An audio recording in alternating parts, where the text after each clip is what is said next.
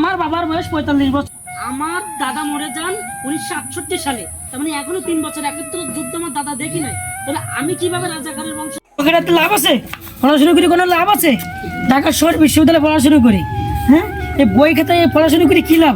রাজাকারের বাচ্চা না আমরা, আমাদের কোনো চাকরি বাকরি হবে না, আমাদের কোনো পড়াশোনা করে লাভ আছে? হ্যাঁ, কোনো পড়াশোনাই করবো না, মাঠে ঘাটে কাজ করে খাবো।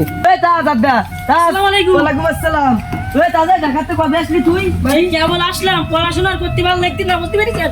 এই আপনারা মুরব্বী মানুষ মাঠে ঘাটে করে কাজ করে আমাকে মানুষ করেছেন, আমাকে আর পড়াশোনা করতে ভালো লাগতে না। এখন বাড়িতেই রেস্ট আপনারা রেস্টের কথা বাদ দেন দিন। আপনি শুনেছেন শেখ হাসিনা কি কইস? আমরা নাকি সব রাজাকারের বাচ্চা, আমাদের কোনো চাকরি বাকরি হবে না। পড়াশোনা করে লাভ আছে? পকেট হাত দিয়ে করে লাভ আছে? মাঠে ঘাটে কাজ করে খাবো। আমাদেরকে এই সমস্ত দেখে আমরা এখন থেকে কর্মচারীর থেকে আমরা কোনো ছেলেপেলে শিক্ষিত বানাবো না। দেখাই কিভাবে চলুক এই দেশ, দেখি কিভাবে আমাদের ভাইরা বিদেশে যাক, কিভাবে অর্থ আনুক বাংলাদেশে, কিভাবে চালাবে। আমার বাবার বয়স 45 বছর। আমার দাদা মরে যান 1968 সালে, তার মানে এখনো 3 বছর একত্র যুদ্ধ আমার দাদা দেখি নাই। তাহলে আমি কিভাবে রাজাকারের বংশধর হলাম? কিভাবে আমাকে রাজাকার বলা হয়? আর কিসের জন্য আমার চাকরি দেওয়া হবে না?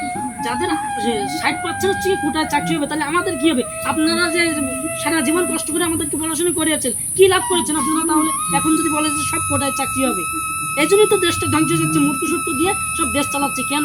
এই জন্যই তো দেশের টাকা পাচারগুলো হয়, এই জন্যই তো মূর্খর জন্য এই যে সব যে কাজ কাম করে, এগুলো কি সব মূর্খতার কাজ না?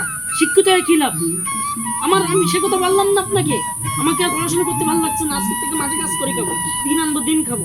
দেখি আমাদের যে কেন চাকরি পায় না? আবার চাকরি করতে গেলেও তো হচ্ছে কি, আপনার একটা পুলিশের চাকরি করতে যাবেন 10-12 লাখ টাকা লাগবে।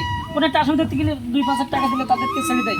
কোনো ফায়ার সার্ভিস তো আজ পর্যন্ত বললো না যে এবারে আগুন নির্বাবো, 10 লাখ টাকা দেন, তা নাহলে আমরা নির্বাবো না। এগুলো তো আপনারা চেনেন না নাকি?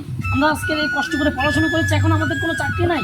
আজকে কেন রোডে ঘাটে কেন হামলা মামলা হবে, কেন আন্দোলন হবে, এগুলো বোঝা যায় না? হ্যাঁ, তাদের দিক, তারা নেতে পথে সবাই দিতে হবে।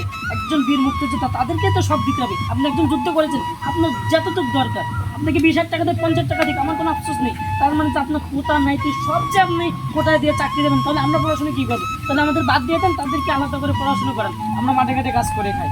এই আর মাঠে ঘাটে কাজ করেও কী হবে? যদি আমার প্রয়োজন মানুষ যদি বাইরে থেকে আমাদের অর্থ না এনে দেয়, কী হবে? কোনো লাভ আছে এই পড়াশোনা করে? আমি আজ থেকে মাঠে ঘাটে কাজ করবো, আমি পড়াশোনাই করবো না, বুঝতে পেরেছেন? কেন আমাদের ভাই বোন আজকে রাস্তাঘাটে মারামারি করে মারবে? আমি কোনো পড়াশোনা করবো না। চাচা ভালো থাকেন, আমি বাসায় গেলাম। কি লাভ আমার এত পড়াশোনা করে? কেন আব্বা আমার 10 লক্ষ 15 লক্ষ টাকা খরচ করাবো? আমার যদি ধরাচড়াই না থাকে, আমার দাদা বাপ যদি মুক্তিযোদ্ধা না থাকে, তাহলে আমি পড়াশোনা করব কেন? যাদের দাদা নানা মুক্তিযোদ্ধা আছে তারাই পড়াশোনা করুক। কাজ থেকে আমরা মাঠে কামনা দিয়ে করি, কাজ করে খাই নাকি?